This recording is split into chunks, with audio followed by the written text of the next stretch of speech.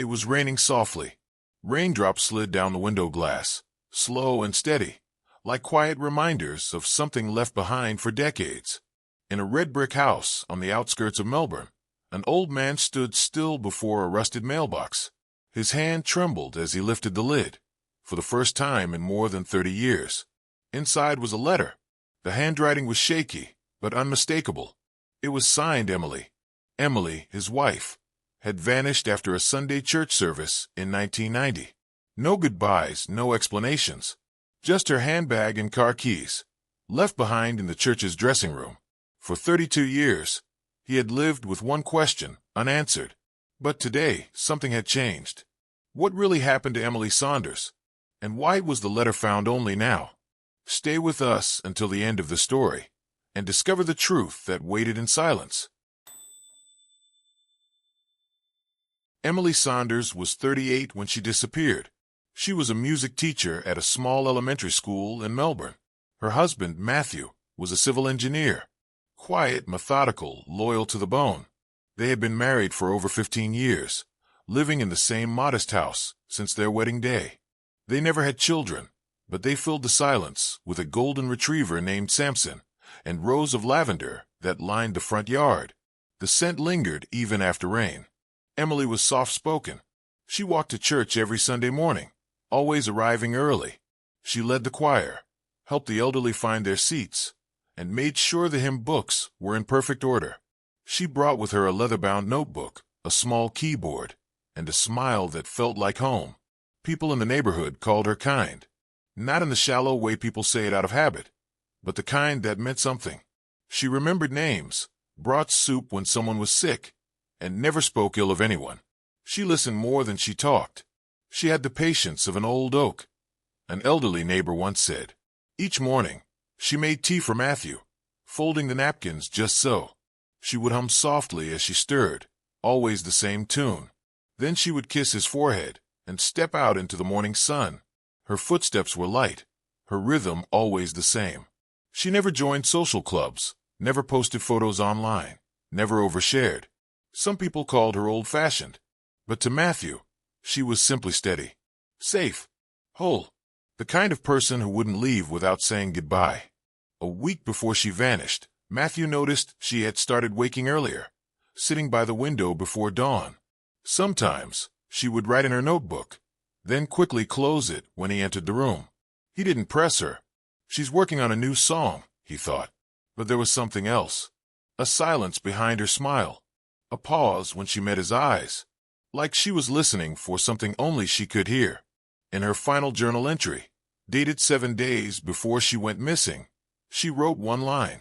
Just one. Trust is the most dangerous thing of all. Matthew didn't find those words until years later. By then, the teacups were still in the cupboard.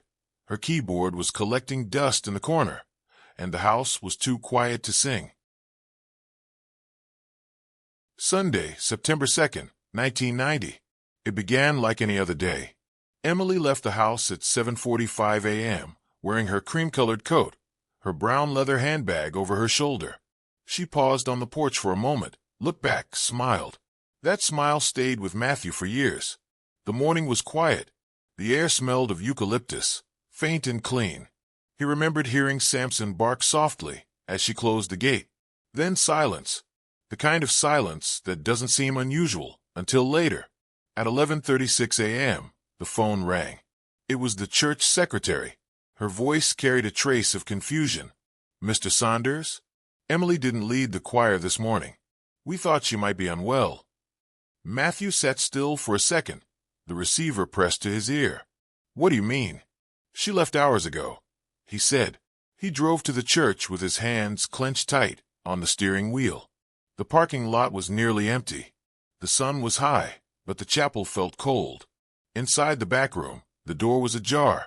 On the wooden bench, Emily's purse, her car keys, and her hymn book, folded neatly, untouched. Her coat hung on the peg, as if waiting for her to return. But she was gone. Matthew looked everywhere, behind the pulpit, in the choir loft, in the restrooms, outside near the old gum trees. No one had seen her leave. No one remembered hearing anything strange. She was here before the service. Someone said.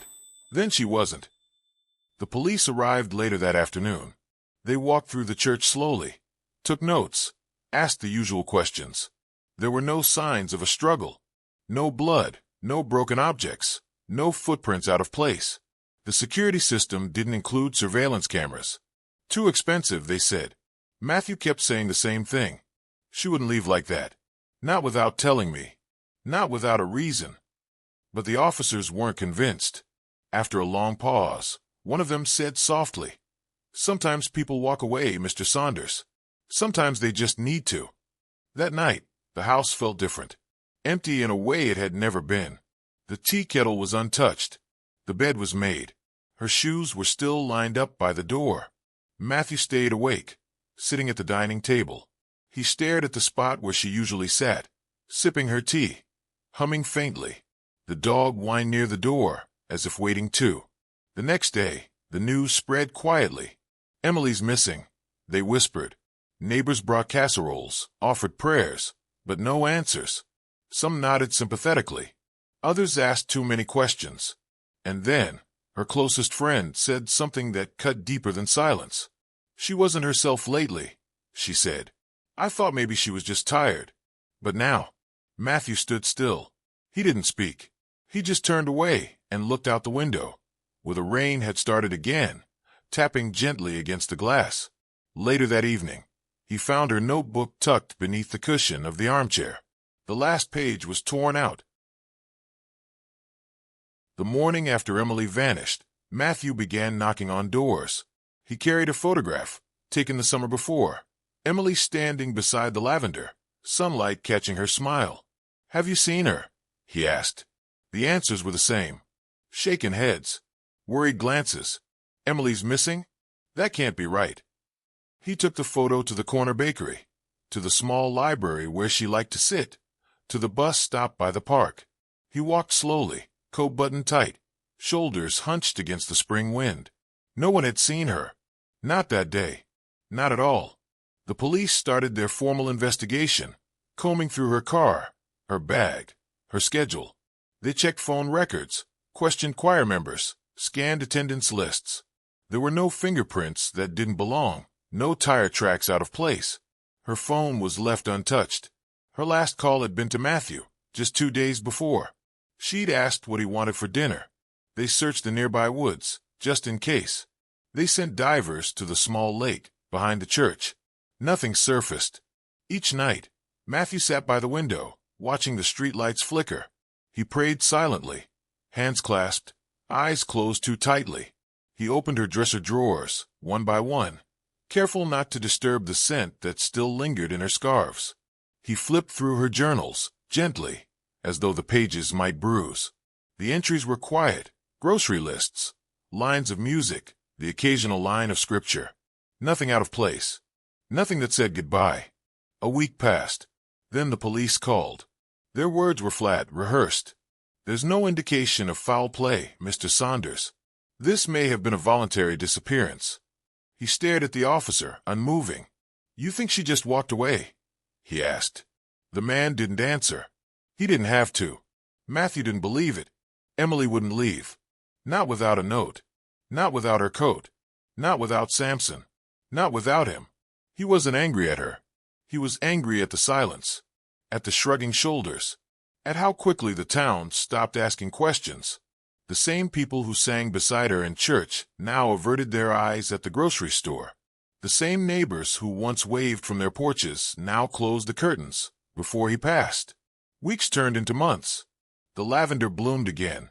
A new family moved into the house across the street. When their daughter asked who Emily was, her mother just said, "Someone who used to live here." The church continued its routine. Sunday after Sunday, the choir sang without her. Her favorite hymn, "Abide with Me," was removed from the program. Her name was never mentioned from the pulpit. Inside the house, nothing changed. Her shoes remained by the door. Her teacup stayed on the shelf. Matthew stopped using their bedroom. He slept on the couch, wrapped in the quilt she'd made from her old choir robes. Time became something slow and circular. Days started and ended in the same silence. Years passed. His hair turned white. His hands grew slower. But he never changed the locks, never sold the house, never stopped leaving the porch light on. "I don't believe in ghosts," he once told a neighbor, "but I believe in memory, and memory needs a place to return to." The mailbox stayed empty, but he checked it every morning. It had been 32 years. Matthew could no longer tend the garden, no longer rake the leaves that blanketed the backyard each fall. The lavender had withered, overtaken by weeds. The shutters hung loose. The steps creaked louder than before. And though the house still held her, it was time. He called a real estate agency. "Maybe someone else can fill these walls with life," he said, though he didn't quite believe it. A week later, as the agent walked through the property with a clipboard and nervous smile, he wandered into the backyard, brushing past the overgrown grass. "What's this?" he muttered, stepping back from a patch of tangled roots. There, half buried and pressed against the old gum tree, was something wooden, faded, fused with time. Matthew approached slowly. His knees ached.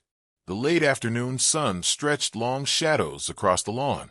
The box was a mailbox, an old wooden one, rusted shut, almost hidden beneath ivy and age. He didn't remember ever placing it there. "Looks like someone hammered it into the tree," the agent said. Matthew didn't answer. He knelt down, brushed away the moss, and forced the lid open. Inside was a single envelope, yellowed with time, sealed with red wax. His hands began to shake. He sat down on the back steps, the letter clutched tightly. His vision blurred as he turned the envelope over.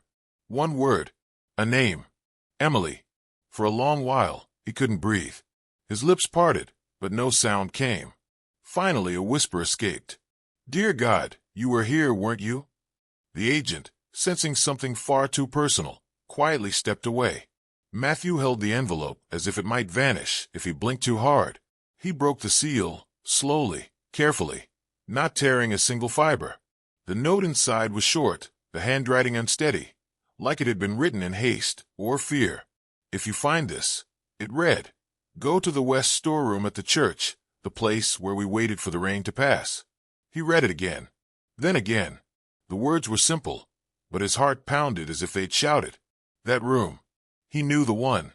Tucked away at the back of the old church, used for extra chairs and candle boxes. Once, long ago, it was where he and Emily had waited out a thunderstorm, her hand in his, the air thick with petrichor and laughter. He had forgotten that memory until now. Or maybe he had buried it. There was no date on the letter, no mention of when it was written. But he didn't need one. He knew the way she curled her GS, the way she pressed too hard on the pen when she was nervous. This was hers. No doubt. No mistake. It was Emily. His fingers trembled as he folded the note. Something inside him stirred. Not fear, not yet. Not quite hope either. Something in between. A pulse from the past, faint but steady. A presence. The backyard was quiet, except for the soft groan of tree limbs in the breeze.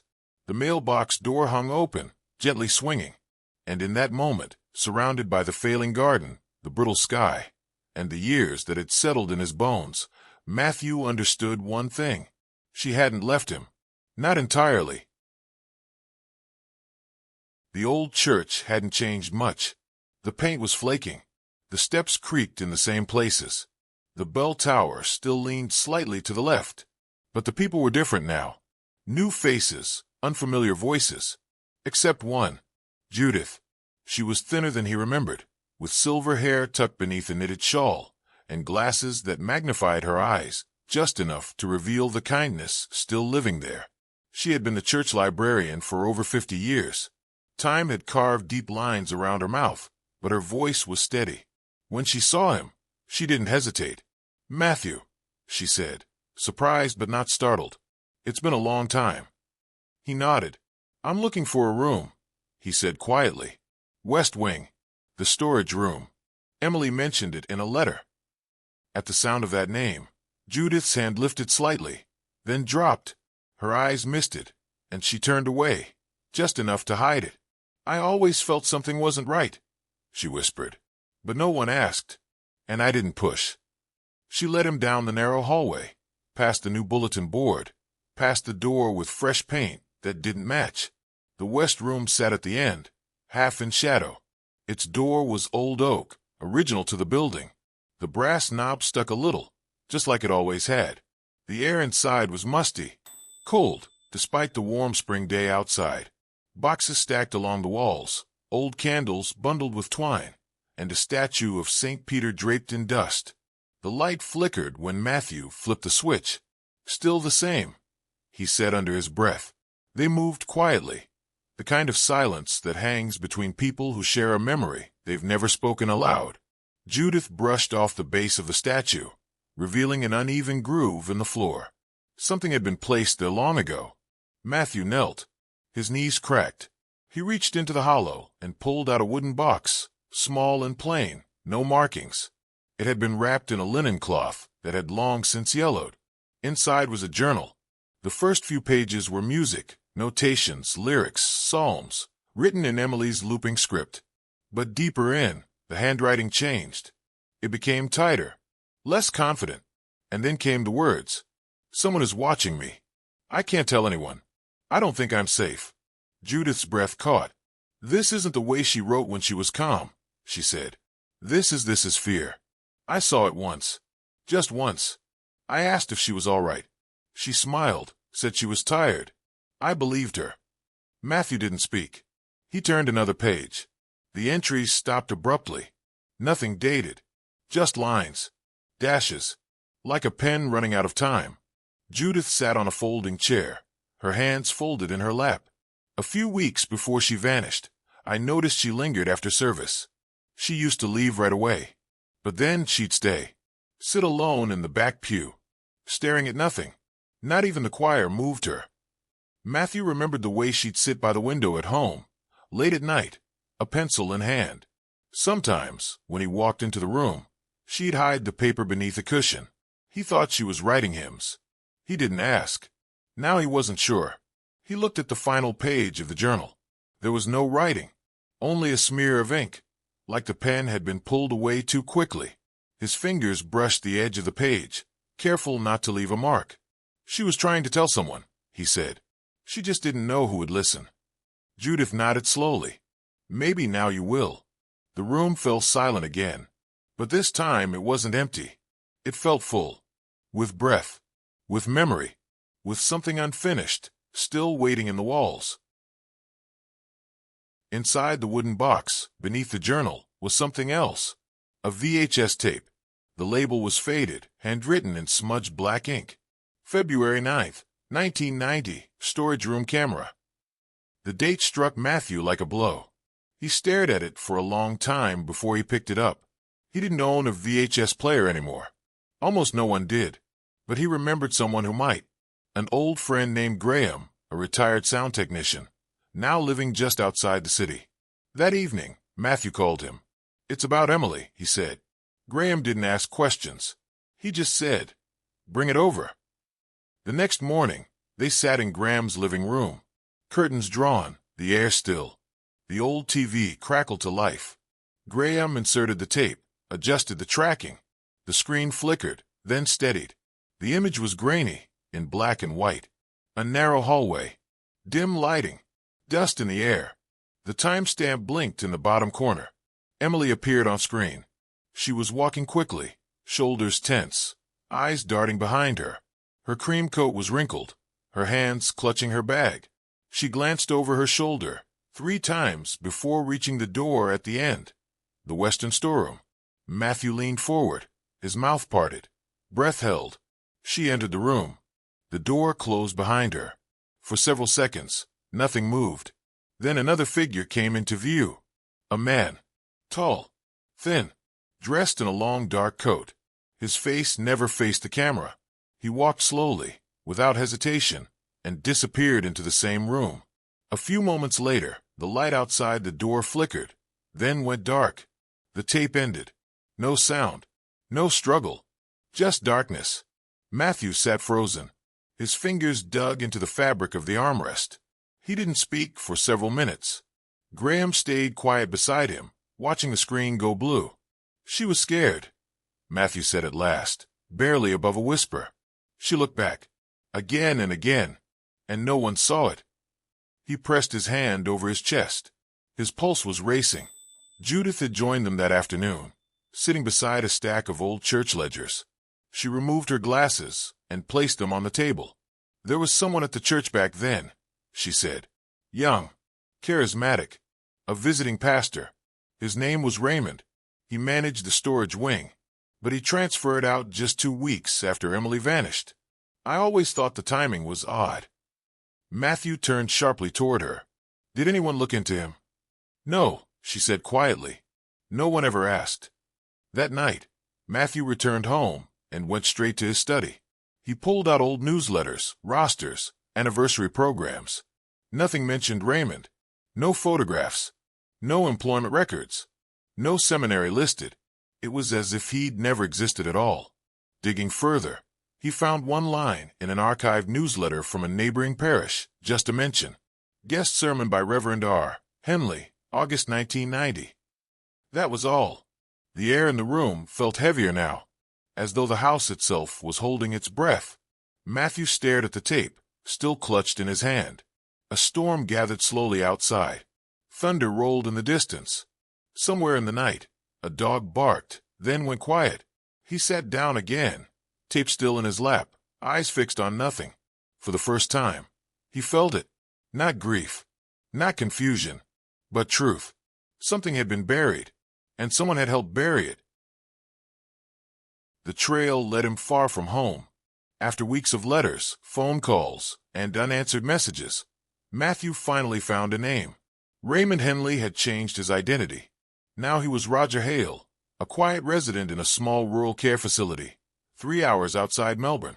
The place was clean, sterile, tucked behind a winding country road, where birdsong seemed too bright for the weight Matthew carried. The woman at the front desk flipped through the records. "Yes, he's here," she said. "Been with us since '96. Doesn't get many visitors. Some days, he forgets his own name. Others, he remembers too much."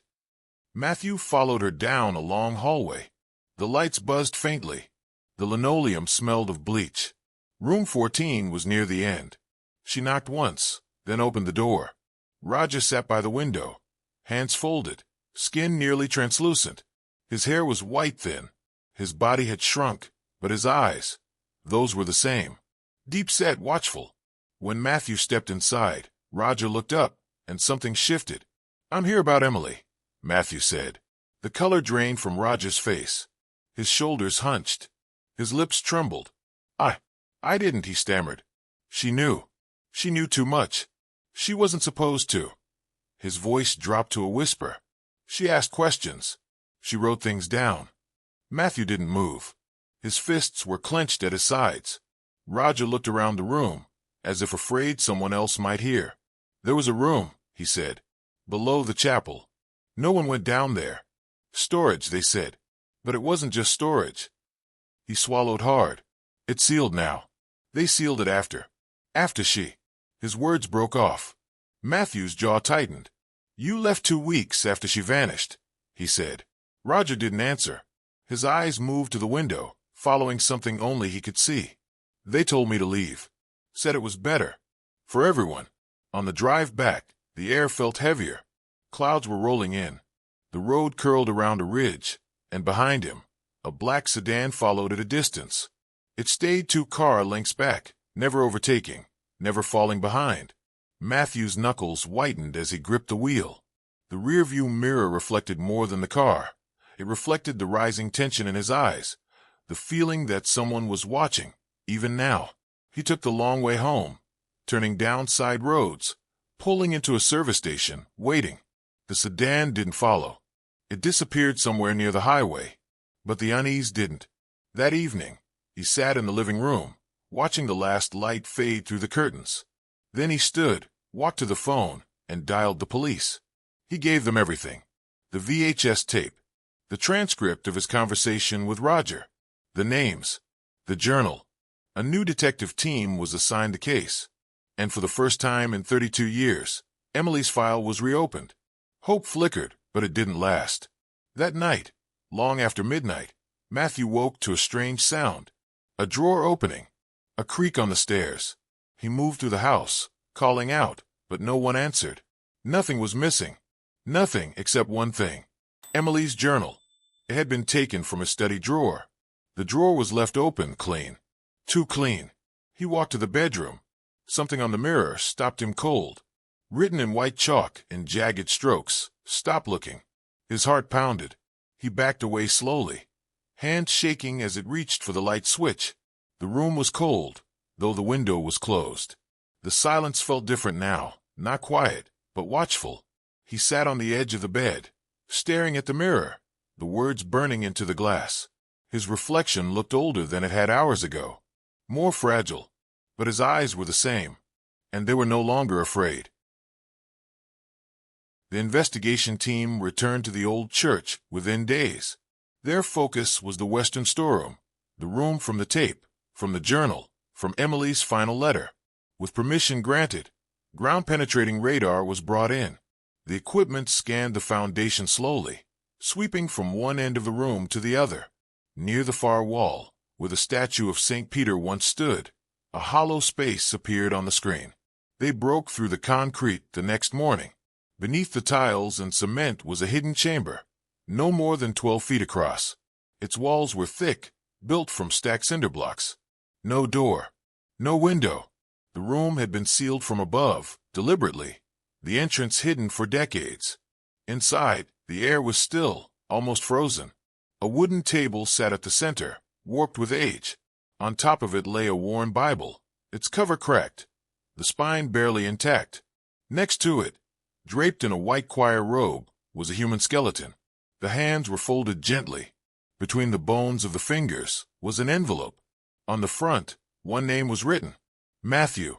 He didn't speak when they called him. He simply nodded, drove to the site, and stood in silence as they lifted the remains from the earth. The robe was stained and tattered, but there was no mistaking it. It was Emily's, the same she wore on Sundays, the same she folded each week with care. One shoulder was torn. The thread still hung loose. DNA analysis took 4 days. On the 5th, the call came. It was her. Emily had never left the church. She had been buried within its walls all this time, alone, unheard, beneath the very room where people sang praises and recited scripture. The truth had not been lost. It had been silenced. The envelope she had clutched was preserved. Inside, a short note, written in that same trembling script. If you ever find this, it means they didn't win. Tell the truth, Matthew. Don't let them bury it again. That night, Matthew sat at the kitchen table, holding the note. His thumb brushed over her name, as if the motion could bridge the years between them. Outside, the wind knocked softly against the windows. The house seemed smaller now, but something in him had shifted. Police reports confirmed what the journal had hinted. Raymond, now Roger, had been investigated before, years earlier, at a different parish. Allegations of misconduct. Young women. Whispers. But there had been no formal charges. No evidence. No voices loud enough to matter. Emily had found out, and she had planned to expose it. Her journal made that clear. I won't let him hurt someone else, she wrote, even if it costs me. She had gathered documents. She had filmed recordings. She had hidden them. But before she could come forward, she vanished. Those in charge had known. At least some of them. They had chosen silence. They had chosen reputation over truth. And they had let her disappear.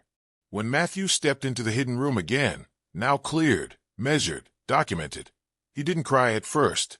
He simply stood there, staring at the empty table, the dusty floor, the faint outline where the robe had been. Then he saw it. In the far corner, half buried in rubble, was a scrap of fabric, cream-colored, torn at the shoulder. He reached for it slowly, lifted it with both hands, and let it rest in his lap. That was when he cried, but not the way he had cried before. Not with confusion, not with loss. This time, it was the cry of someone released, of someone who had finally, painfully, reached the end of a question that had no answer for 32 years. And though the room was cold, though the air still felt heavy, something inside him had eased. She had not left him in silence. She had left him the truth. The case was no longer a memory. It was now a file, thick with statements and photographs, opened under a new heading. Emily Saunders, Unresolved Fatal Confinement. Officers compiled years of notes, sealed documents, and a recovered journal. With the evidence in hand and a taped confession on record, Roger, once Raymond, was arrested in his sleep. He didn't struggle. He barely spoke. He simply looked out the window as they handcuffed him and said nothing. He was charged with obstruction of justice, concealment of a body, and suspected assault with fatal consequence. For the first time in over 3 decades, the truth was no longer locked away. In court, Matthew was called to the stand. He wore a simple gray suit, the same one from their 20th wedding anniversary. His hands trembled slightly as he unfolded the letter found in Emily's final grasp. When asked to read it aloud, he did so slowly, his voice breaking halfway through. She wrote, "I'm not afraid to die. I'm only afraid no one will believe I tried." A hush settled over the room. The prosecutor looked down. A young female investigator near the front wiped her cheek, and in the back row, 2 former church members, both now in their 70s, bowed their heads in silence. After the trial, people came up to him, people who had once looked away. They said they were sorry. Sorry for not asking more. Sorry for not wondering. Sorry for not seeing her. A week later, the church hosted a memorial service. For the first time, they spoke her name aloud. Not just as a note in the bulletin or a memory in passing. They said it with reverence. Emily. A white chair was placed in the front row, facing the altar. On the chair sat her hymnal, closed but not forgotten. Matthew didn't speak during the ceremony. He sat alone, his fingers folded tightly in his lap, listening as the choir sang one of her favorite pieces. It was slightly off-key, but he smiled anyway. He didn't ask for revenge. He didn't ask for punishment. What he sought was peace. And that, slowly, began to return. Not because justice had been perfect, but because he had done what she asked. He had told the truth. He kept the house, repaired the roof, planted new lavender along the fence line, hung her photograph in the entryway. Visitors who came by were greeted not just by him, but by her presence, woven into the cushions, the wood grain, the quiet corners of the living room where she used to sit and hum. In a letter to a local victim support organization, Matthew wrote, "She didn't remain silent. Not in the end. She left behind enough for me to find her. And I listened." He ended the letter with a line from the Psalms. "Truth springs from the earth, and righteousness looks down from heaven." Then he signed his name and walked out into the garden. The breeze smelled faintly of lavender, and somewhere, beyond the weight of years, her voice lingered. There was no embrace waiting for him, no voice at the door, no shadow beside him at night. But still, Matthew felt like a piece of himself had been returned. Not the part that moved or spoke, but something quieter, something beneath the ache, the part that remembers love long after it has gone. He sat at his desk one morning, the light cold and still. A single sheet of paper lay before him. He began to write. The letter was addressed to Clara, Emily's younger sister. They hadn't spoken in years, not since Clara moved away, convinced that Emily had left on her own terms, unwilling to believe anything darker. Matthew never held it against her. Grief pulls people in different directions. In the letter, he told her everything, not just the evidence, but the memory, the garden, the robe, the sound of her voice on Sundays. He didn't ask for anything. He just shared what he knew now, and what he never stopped hoping for. She wrote back 2 weeks later. Her handwriting was shaky, but the words were clear. "I was wrong. I should have believed you. I should have believed her." At the memorial, Clara stood beside him. They hugged, not out of obligation, but from something older than time. Their tears came without warning, without shame. They said nothing at first, but they held on, and that was enough.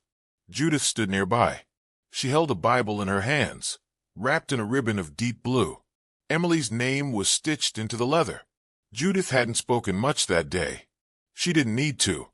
Her silence said what words couldn't. People came, more than Matthew expected.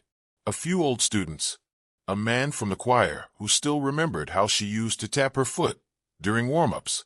They sang one of her hymns, a simple melody, almost childlike. She had written it during a quiet winter, when the power had gone out, and they sat by candlelight. She hummed it to stay warm. Now it filled the chapel. After the service, Matthew returned home.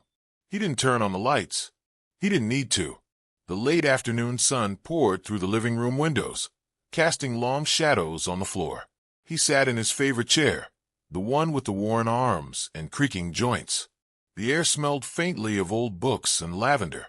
On the table beside him was the letter, the one Emily had written in 1990, before she disappeared. The paper was fragile, but the ink held. "If you find this," it read, "it means I'm still somewhere inside you." Matthew read the words aloud, his voice soft, barely more than breath. He looked out the window. A light rain had begun to fall, tapping gently against the glass. Years ago, they used to sit and watch storms roll in, wrapped in a quilt, sharing tea and stories.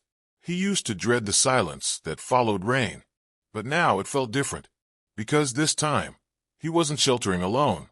He closed his eyes. The rhythm of the rain steadied his pulse. Somewhere beyond the window, beyond the sky, beyond the years, he thought he heard something. A voice, carried by memory. A song. Gentle. Familiar. Like the last note of a hymn that never really ends. And for the first time in 32 years, Matthew smiled. 32 years. A journey through silence and shadow. Through questions with no answers. Through the quiet persistence of a voice that refused to be forgotten. Matthew didn't just find Emily. He found something more. A reason to keep going. A truth that had waited patiently in the dark. A love that proved itself not in grand gestures, but in the fragments left behind. A letter, a robe, a name spoken once more. Sometimes, we cannot save the people we love. Sometimes, the world fails them. But what we can do, what we must do, is tell their story. Speak their name. Let the world know they mattered, that they tried, that they were here. Each of us carries a kind of mailbox in our lives. A place where things unsent, unspoken, or unread wait, longing for the right moment to be found. And sometimes, when that door opens, what we've been searching for is already there, quietly waiting to be received. For Matthew, it was a letter sealed in dust and time. For someone else, it might be a photograph, a voicemail, a scent in an old sweater. We all return to something eventually, even if we never knew we were lost. If you've ever lost someone, if you've carried a question that no one else could answer, if there's a voice you still hear when the house goes quiet, know this: you are not alone. You are not forgotten, and neither are they. Sometimes, it takes a lifetime to uncover the truth, but when it comes, it shines through the cracks like morning light. Thank you for staying with us to the very end. We hope this story found its way to a part of you that needed it. If you have a memory, a name, a silence that's never been broken, feel free to share it in the comments below. We read every one, and we hold them with care. Until next time, stay safe, stay kind, and remember, some stories don't end. They echo.